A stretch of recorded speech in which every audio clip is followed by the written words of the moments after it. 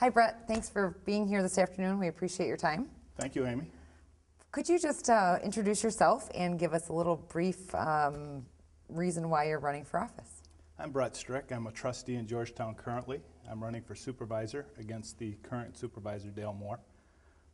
I'm a business owner in Jenison, and I live in Jenison. So it's the reason I'm running is there's a lot of issues in our township that are coming up in the next 5 to 10 years, major investment issues that are going to require some long-range planning, some continuity, things that you're going to need someone in place who wants to be here for a long term. And we've already invested millions of dollars into our downtown district in front of the Grand River Greenway that's coming. It's a Grand River Trail, they're calling it the Greenway. That's going to connect Millennium Park out to Grand Valley and then to Grand Haven. They're talking next 5 to 7 years. It's going to take some continuity, it's going to take some long-range vision, and that's what I excel in.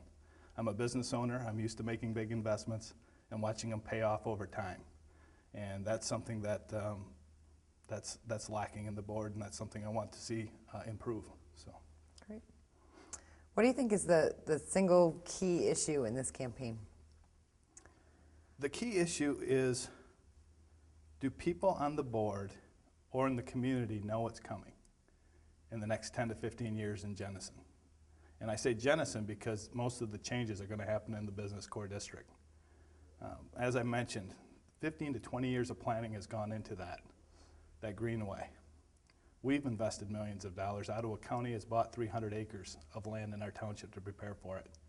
If you go up and down the streets in Georgetown as I have, or you go to business owners in Jenison, nobody knows that thing's coming.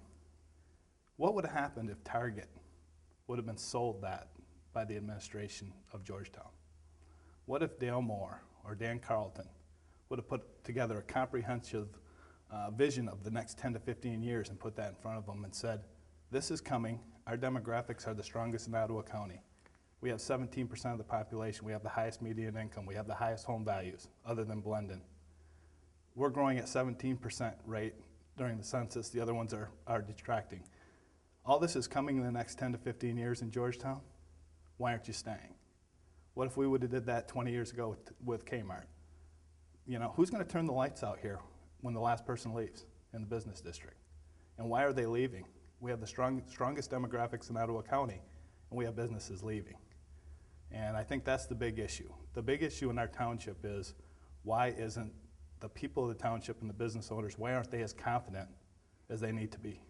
So what do you see as the solution to that, and what expertise in particular do you bring to the table to put that solution into place? Well, we have a manager now. That is a change that happened in 2008. We have a superintendent that runs the day-to-day operations of the township. That used to be a job of the supervisor. The supervisor's role now is exactly that, is to promote the community, is to solve problems for individuals who come into the office or business owners who want to come here and invest. Is someone to take the roadblocks away, to solve the problems, make them comfortable. When I go into the community, that's not happening. This building is not a friendly place to enter. So when you say what needs to be done, we need to change the culture of the building. We need people from outside the community to feel comfortable walking in. Take away the gatekeepers at the front desk. Make sure that there isn't 2 or 3 people to get through to get to the supervisor. Put the supervisor in the front. So when someone comes in and says, I have a problem doing this at my business, or I have a problem doing this at my home, the supervisor can lead that person to the person to take care of the problem.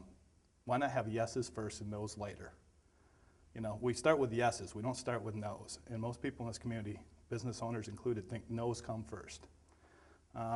That's the main issue of this campaign is, what type of culture do you want your township office to be? Do you want it to be an owner-driven mentality where the township knows that the residents and the business owners own the township? Or do you want it to be a township where the people in the building think they own the people? And we own the township, we're the taxpayers. We pay the taxes residentially, 85% of the tax base. The businesses pay 15%. That's who funds the township, that's who owns it. So the opportunity is, tell them what's coming, tell them how strong we are, and make them confident to stay. Okay. If you're elected to supervisor position, what would you do to help the business community in the township, and what burdensome regulations would you reevaluate or readdress to make it friendlier for the business community? I'm not the one to answer that, the business community is. How you do that is you get the business community in a room. You encourage them to pool together as business districts like we had talked about. It's never been encouraged by the township. But Jenison, the business district, and Jenison should be a business district. The Chicago Drive corridor should be a business district. Port Sheldon should have a business district. Those businesses need to pool together and come in and tell me, or whoever the supervisor is, or the board, what they want as roadblocks removed. Then the community can decide on the ordinances one at a time. Is this something that's going to help or hurt the community, and is this something that's going to help or hurt the businesses? It is not the supervisor's job to arbitrarily decide what is good for the township, or for people, or for businesses. And I think that question leads to the mentality we're talking about. The fact that that is an assumed question for a supervisor. What would you do to make it easier or harder for businesses? No. What do businesses want done to make it easier for them to do business? And I go up and down Chicago Drive. If you go up and down Chicago Drive right now, you'll see that I visited those businesses. Almost to a business, they all have ways that they can do more business that will help them stay. And to a business, they don't feel like they can come in here and tell anybody about it. So it's not the supervisor's job to decide what people can and can't do. It's the people's job to decide what they can and can't do. And then we implement that. Okay. So. Could you just summarize why people should vote for you instead of re-electing the current supervisor? Well, I think people already know why. They got bait and switched. You know, he offered a new direction. Now he's running again, and he's got his signs out that say another new direction. I don't know where he's going this time. I don't think the people know where he's going this time, and I don't think he knows where he's going this time. Because he promised a new direction the first time, and he took him on the wrong direction. He put in a manager. He said he was going to put in a manager. Then he put in a superintendent. He bait and switched him there. He said, I'm putting in a manager. A manager, the board still has the authority. He appointed a superintendent and transferred all township authority to the superintendent, away from the board. Took away all representation of the people of the township. He told us he wasn't qualified, and he's proven that. Our businesses are still leaving. Our businesses don't have confidence. The residential market hasn't rebounded. He copied Obama's pledge of a new direction, and he's fulfilled it every step of the way.